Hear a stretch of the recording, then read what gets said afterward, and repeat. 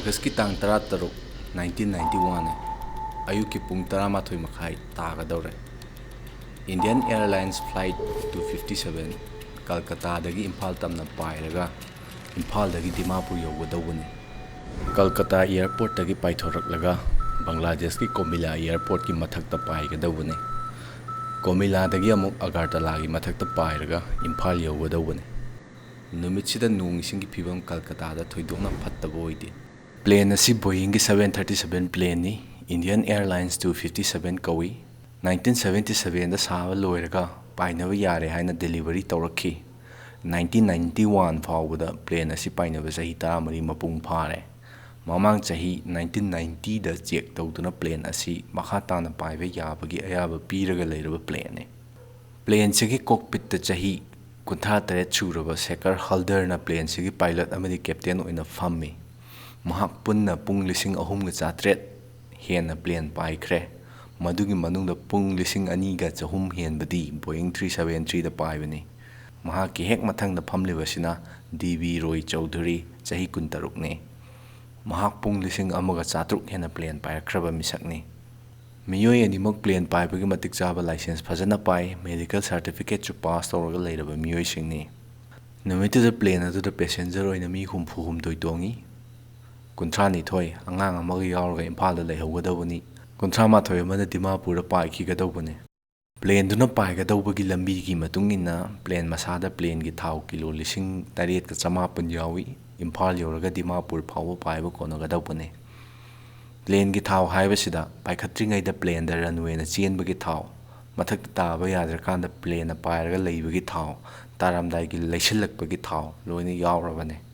Flight asida passenger oina hanagi Manipur ki Deputy Chief Minister oiramba Irengbam Tompok amade Education Minister oiramba Kesam Bira yauri. Flight 257 ayuki pung 13 makhai da Kolkata dagi paiba haugadawani. Pung ama changna pairaga Imphal yaugadawani. Imphal da hek tabaga Dimapur tamna paikhigadawani.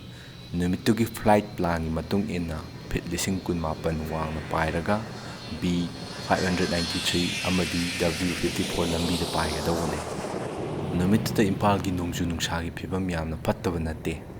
plane paisilakpa amadi taba yabagi condition chap chana phangki visibility haibidi uba ngamagi chang asi kilometer 8 ne khamgolda phit 900 wangma mafamda chaithokpa leichil lei aduga phit lising amaga 900 da leichil khar thangi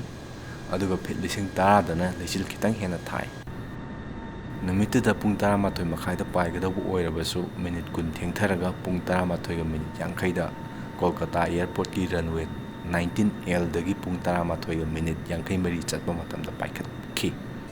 paikhalakpada ihan hanbada air traffic control na fit lising 8 ta payu haina ayaba pirakki adugi matung fit lising 15 da pairaga khwaidagi wangna cruising altitude da fit lising 18 da payu haina hairakki plane da karim tarakte ingna jingna sum paikhalai minute kunthra phabada Bangladesh ki Comilla lanthorei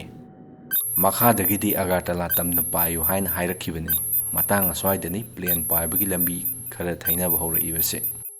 Agartala gi mathakta paidadana plane dugi captain Haldarna plane du 053 degree leithoklaga Agartala phaudana Imphal tamna direct payanaba lambi yat horakhi Imphal yaushallakadawre Nungdingi pung 12 ga minute 13 chatle Imphal gi airport ka pau ihan hana phaunaba ngamki matangduda plane dagi Imphal yorakadawre haina makhada leiriba Imphal aerodrome da phamliba air traffic control officer da plane dugi pathoklaba yorakadawa matam haiba horakhi airport tabagi permission su pirakhi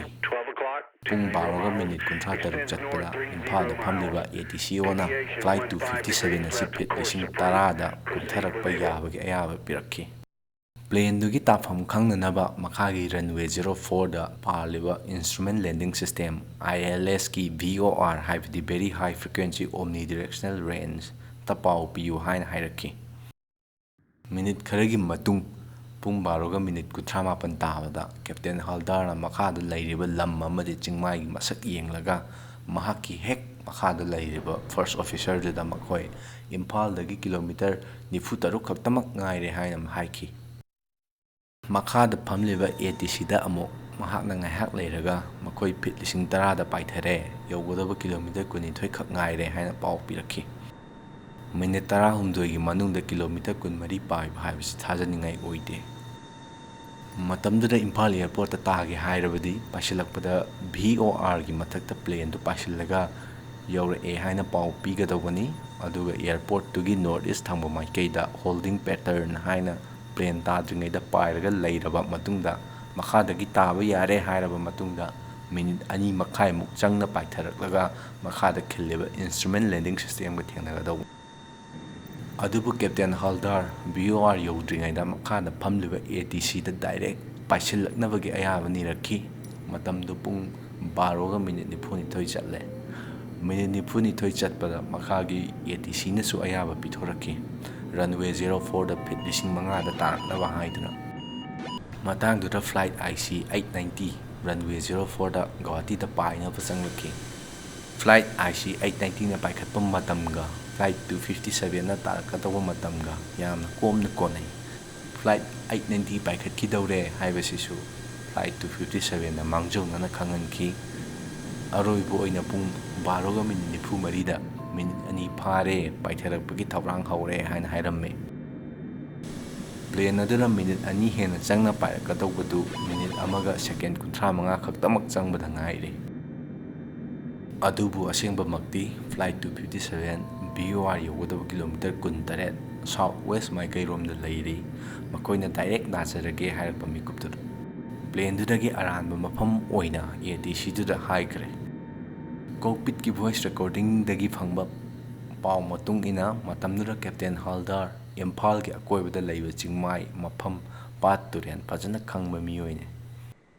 ꯇꯧꯔꯤꯕ ꯃꯌꯥꯝꯁꯤꯗ first officer Chaudhuri ꯋꯥ ꯀꯌꯥ ꯉꯥꯡꯗꯅ ꯃꯥꯒꯤ ꯀꯦꯞꯇꯦꯟꯗꯨꯅ ꯍꯥꯏꯔꯛꯄꯁꯤꯡꯗꯨ ꯍꯪꯒꯠꯅ ꯀꯔꯤꯝꯇ ꯍꯪꯈꯤꯗꯦ꯫ Plane ꯑꯗꯨ ꯑꯣꯏꯔꯣꯝꯗ ꯃꯃꯥꯏ ꯂꯩꯕ ꯍꯧꯔꯛꯈꯤ, ꯇꯥꯒꯦ ꯍꯥꯏꯕꯒꯤ ꯃꯇꯥꯒꯨꯝ꯫ ꯑꯗꯨꯕꯨ ꯃꯈꯣꯏꯅ ꯄꯥꯏꯔꯤꯕ ꯃꯐꯝꯗꯨ ꯁꯣꯏꯅꯔꯕꯅꯤꯅ ꯍꯧꯖꯤꯛ ꯐ꯭ꯂꯥꯏꯠ 257 ꯃꯤꯠ ꯇꯥꯡꯕꯒꯨꯝ ꯃꯐꯝ ꯈꯪꯗꯅ ꯆꯤꯡ ꯃꯊꯛꯇ ꯌꯥꯝꯅ ꯌꯥꯡꯅ ꯄꯥꯏꯔꯤ꯫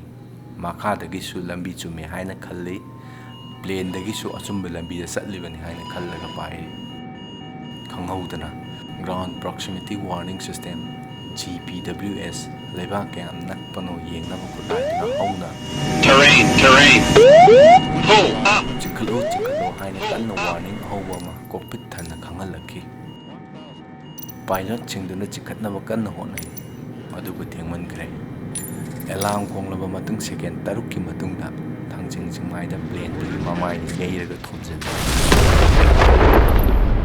ꯄꯨꯡꯗ ꯀꯤꯂꯣꯃꯤꯇꯔ 150 ꯍꯦꯟꯅ ꯌꯥꯡꯅ ꯄꯥꯏꯔꯛꯄ ꯄ꯭ꯂꯦꯟ ꯑꯗꯨ ꯈꯨꯗꯛꯇ ꯁꯦꯀꯦꯟ ꯑꯃꯗ ꯂꯦꯞꯄꯦ꯫ ꯃꯈꯥꯗꯒꯤ ꯐꯤꯠ 3,000 ꯋꯥꯡꯕ ꯊꯥꯡꯖꯤꯡ ꯆꯤꯡꯒꯤ ꯆꯤꯡꯃꯥꯏꯗ ꯊꯣꯝꯃꯒ ꯈ꯭ꯋꯥꯏꯗꯒꯤ ꯋꯥꯡꯕ ꯆꯤꯡꯒꯤ ꯆꯤꯡꯗꯣꯜꯗꯒꯤ ꯐꯤꯠ 200 ꯈꯛꯇꯒꯤ ꯃꯈꯥꯗꯅꯤ ꯊꯣꯝꯂꯤꯕ ꯃꯐꯝꯁꯤ꯫ ꯏꯝꯐꯥꯜ ꯑꯦꯔꯣꯗ꯭ꯔꯣꯝ ꯌꯧꯒꯗꯕ ꯀꯤꯂꯣꯃꯤꯇꯔ 20ꯃꯨꯛ ꯈꯛ ꯉꯥꯏꯔꯦ꯫ ꯅꯨꯡꯊꯤꯜꯒꯤ ꯄꯨꯡ 12:43 ꯁꯦꯀꯦꯟ 12ꯗ ꯄ꯭ꯂꯦꯟ ꯑꯗꯨ ꯊꯥꯡꯖꯤꯡ ꯆꯤꯡꯗ ꯊꯣꯝꯈꯤ꯫ ꯄ꯭ꯂꯦꯟ ꯑꯗꯨ ꯊꯣꯝꯕꯗ ꯄꯨꯡꯀꯥꯏ ꯀꯥꯏꯔꯦ, ꯇꯣꯡꯂꯛꯄ ꯃꯤ 64 ꯂꯣꯏꯅ ꯂꯩꯈꯤꯗꯦ꯫ ꯃꯩꯅ ꯆꯥꯛꯈꯤꯕꯒꯤ ꯀꯥꯔꯒ ꯂꯩ꯫ ꯄ꯭ꯂꯦꯟꯒꯤ ꯊꯥꯎꯅ ꯆꯥꯏꯊꯣꯔꯛꯄꯗ ꯑꯁꯪ ꯑꯃꯥꯟ ꯄꯨꯝꯅꯃꯛ ꯆꯥꯛꯈꯤ꯫ ꯀꯥꯏꯐꯝꯗꯒꯤ ꯐꯪꯕ ꯆꯥꯛꯍꯧꯗꯕ ꯄꯣꯠ, ꯈꯨꯗꯝ ꯑꯣꯏꯅ ꯄꯩꯁꯥꯁꯤꯡꯗꯨ ꯌꯦꯡꯕꯗ ꯄ꯭ꯂꯦꯟꯗꯨ ꯊꯣꯝꯖꯤꯜꯂꯕ ꯃꯇꯨꯡꯗ ꯃꯩꯅ ꯆꯥꯛꯄꯅꯤ ꯍꯥꯏꯕ ꯈꯪꯕ ꯉꯝꯈꯤ꯫ ꯅꯨꯡꯊꯤꯜꯒꯤ ꯄꯨꯡ 5 ꯇꯥꯕꯗ ATCꯅ ꯄ꯭ꯂꯦꯟꯗꯨ ꯆꯤꯡ ꯑꯃꯗ ꯊꯣꯝꯖꯤꯜꯂꯒ ꯀꯥꯏꯔꯦ ꯍꯥꯏꯕ ꯄꯥꯎꯁꯤ ꯈꯪꯕ ꯉꯝꯈꯤ꯫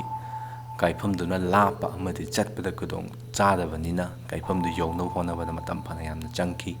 ꯑꯁꯤꯕ ꯍꯛꯆꯥꯡ ꯂꯧꯈꯠꯅꯕ ꯍꯣꯠꯅꯕꯗ ꯅꯨꯃꯤꯠ ꯀꯌꯥꯅꯤ ꯆꯪꯈꯤ꯫ ꯈꯨꯜꯂꯛꯂꯕ ꯐ꯭ꯂꯥꯏꯠ ꯗꯥꯇꯥ ꯔꯦꯀꯣꯔꯗꯔ (FDR) ꯑꯃꯗꯤ ꯀꯣꯛꯄꯤꯠ ꯚꯣꯏꯁ ꯔꯦꯀꯣꯔꯗꯔ (CVR) ꯕ꯭ꯂꯦꯛ ꯕꯣꯛꯁꯁꯤꯡꯗꯨꯗꯒꯤ ꯈꯪꯕ ꯉꯝꯈꯤ ꯃꯗꯨꯗꯤ ꯃꯤꯅꯤꯠ 10 ꯉꯟꯈꯠꯅ ꯇꯥꯕ ꯍꯧꯈꯤꯕꯗꯒꯤ ꯁꯣꯏꯕ ꯍꯧꯕꯅꯤ ꯍꯥꯏꯕꯁꯤ꯫ ꯃꯈꯣꯏꯅ ꯄꯥꯏꯔꯤꯕ ꯃꯐꯝꯗꯨꯒꯤ ꯄꯣꯖꯤꯁꯟ ꯃꯌꯦꯛ ꯁꯦꯡꯅ ꯄꯤꯗꯕ, ꯃꯈꯥꯗ ꯈꯤꯜꯂꯤꯕ VORꯒꯤ ꯁꯤꯖꯤꯟꯅꯐꯝ ꯈꯪꯍꯟꯈꯤꯗꯕ, ꯄꯥꯏꯕꯗ ꯆꯠꯊꯒꯗꯧꯕ ꯄ꯭ꯔꯣꯁꯤꯖꯔ ꯏꯟꯗꯕ,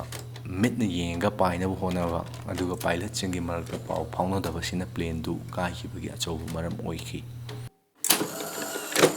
ꯃꯇꯝꯗꯨꯗ ꯏꯝꯐꯥꯜ ꯑꯦꯔꯣꯗ꯭ꯔꯣꯝꯁꯨ ꯔꯦꯗꯥꯔ ꯂꯩꯇꯦ, ꯑꯗꯨꯅ ꯄ꯭ꯂꯦꯟꯗꯨꯅ ꯄꯥꯏꯔꯤꯕ ꯄꯣꯖꯤꯁꯟ ꯐꯖꯅ ꯆꯞ ꯆꯥꯅ ꯈꯪꯕ ꯉꯝꯗꯦ꯫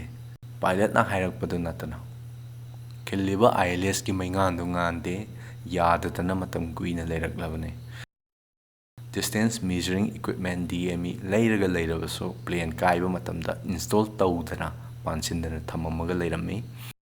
ꯃꯈꯥꯗ ꯐꯝꯃꯤꯕ ATCꯁꯨ ꯇ꯭ꯔꯦꯅꯤꯡ ꯃꯇꯤꯛ ꯆꯥꯗꯅ ꯐꯪꯕ ꯃꯤꯁꯛꯅꯤ Terrain, pull up,